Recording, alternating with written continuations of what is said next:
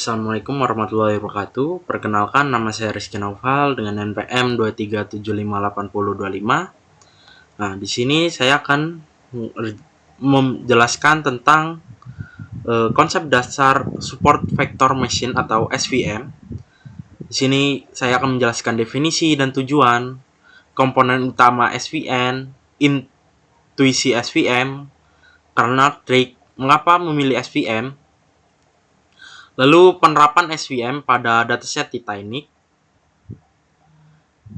Di sini ada deskripsi dataset Titanic-nya. Sini saya akan tunjukkan dulu datasetnya. Nah, ini dia adalah datasetnya.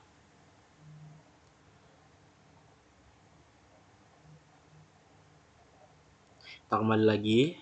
Nah, dataset, deskripsi dataset. Target yaitu survived, 1 sama dengan selamat, dan 0 sama dengan tidak selamat.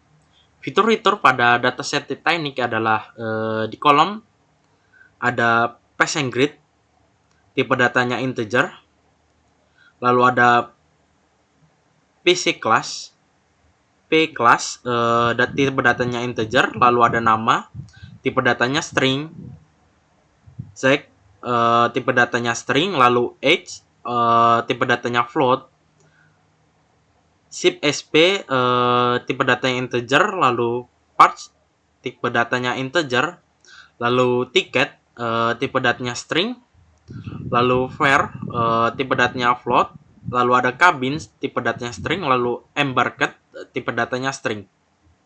Nah, lalu deskripsinya. Yang pertama itu passenger, itu adalah ID untuk setiap penumpang. Lalu P class itu kelas tiket penumpang, 1 sama dengan atas, 2 sama dengan menengah, 3 sama dengan bawah. Lalu name itu nama penumpang, sex itu jenis kelamin, lalu age itu umur penumpang dalam tahun bentuknya. Lalu SIP SB itu jumlah saudara, kakak, istri atau suami yang ikut dalam kereta. Lalu ada pets, yaitu jumlah orang tua atau anak yang ikut dalam kapal. Lalu ada tiket, itu nomor tiketnya. Lalu fare, biaya tiket dalam pound. Lalu cabin, yaitu nomor kabin, berapa banyak yang kosong. Lalu embarked atau pelabuhan embarkasi, yaitu C sama dengan Chambord, Q sama dengan Queenstown, S sama dengan Southampton. Lalu di sini juga akan menjelaskan langkah-langkah umum untuk implementasinya, lalu evaluasi dan visualisasi hasil, refleksi dan pertanyaan diskusi. Nah, pertama-tama di sini saya akan menjelaskan yaitu definisi dan tujuan. Apa sih sebenarnya support vector machine atau SVM? Nah, SVM adalah algoritma supervised learning yang digunakan untuk menjawab masalah klasifikasi dan regresi. Tujuannya adalah mencari garis atau bidang pemisah terbaik hyperlink yang memisahkan kelas-kelas data dengan margin maksimal. Lalu ada komponen utama SVM, yaitu yang pertama hyperlink. Hyperlink adalah garis 2 dimensi atau bidang 3 dimensi pemisah antara dua kelas data. Lalu ada margin, jarak antar hyperlink ke titik data terdekat dari masing-masing kelas.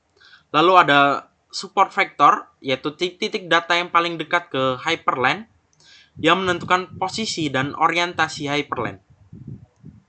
Lalu ada intuisi SVM. SVM memiliki hyperlink yang memaksimalkan margin untuk menjamin generalisasi yang baik.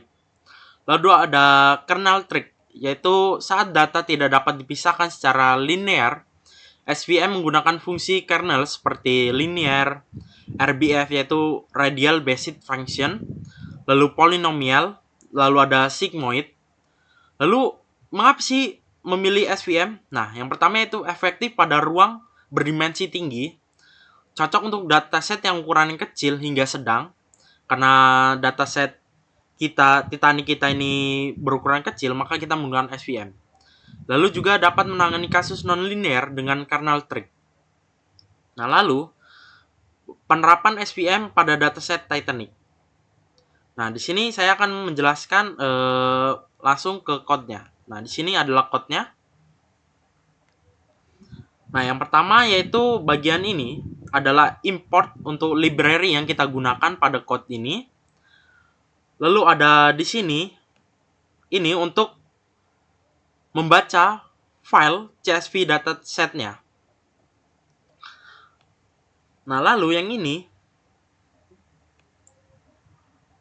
drop ini dari sini ini adalah prapemrosesan, menghapus kolom yang tidak relevan, mengisi nilai kosong di kolom H dan embedded, mengubah kolom kategorial menjadi angka dengan one hot encoding.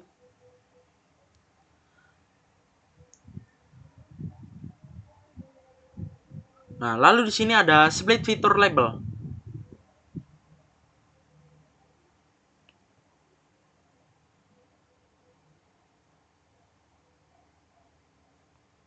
Nah, di sini memisahkan fitur X dan label Y, lalu membagi data ke dalam training dan testing. Nah, lalu di sini ada scaling, yaitu melakukan standarisasi fitur agar memiliki main 0 dan standar diferensiasi 1. Lalu di sini ada training model SVM, yaitu membuat dan melatih model SVM default menggunakan kernel RBF. Nah, lalu ada prediksi dan evaluasi. Nah, di sini kita memprediksi data uji, mencetak hasil evaluasi, akurasi, confusion metric, dan classification report. Nah, yang terakhir yaitu visualisasi dan visualisasi prediksi vs aktual. Di sini kita akan menampilkan hasil visualisasinya. Sini akan saya tunjukkan hasil visualisasinya. Nah, ini adalah hasil visualisasinya. Itu. Kita lanjut lagi.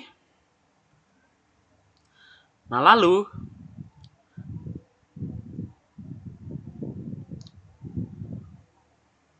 di sini kita akan menjelaskan evaluasi dan visualisasinya.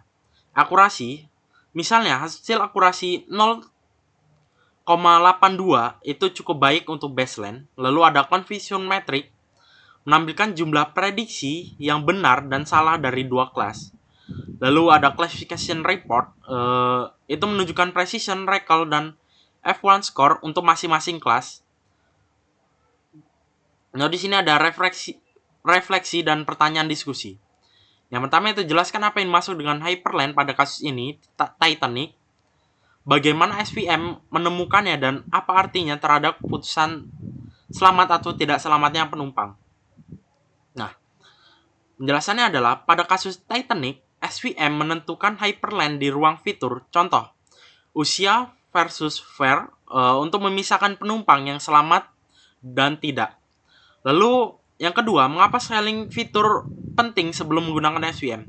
Nah, fitur dengan skala berbeda, H fare akan mendominasi perhitungan jarak. Scaling mencegah bias itu, yaitu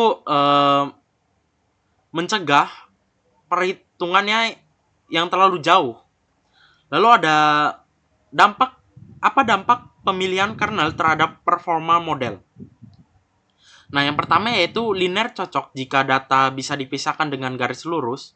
Lalu yang kedua, RBF atau polinomial, lebih baik untuk data non-linear. Lalu yang nomor 4, bagaimana cara menangani data yang tidak seimbang dalam klasifikasi. Yaitu kita bisa menggunakan teknik seperti class-weight sama dengan balance, oversampling, smooth, atau undersampling. Lalu yang kelima, apa kelebihan dan keterbatasan SVM dibandingkan model lain? Nah, yang kelebihannya yang pertama yaitu akurat, bisa menangani data kecil, non-linear, cocok untuk data kecil sampai menengah. Lalu kekurangannya yaitu kurang efisien untuk dataset besar, sulit ditafsirkan, dan butuh tuning kernel atau parameter. Sekian penjelasan saya tentang SVM. Jika ada salah kata saya mohon maaf. Saya akhiri. Wassalamualaikum warahmatullahi wabarakatuh.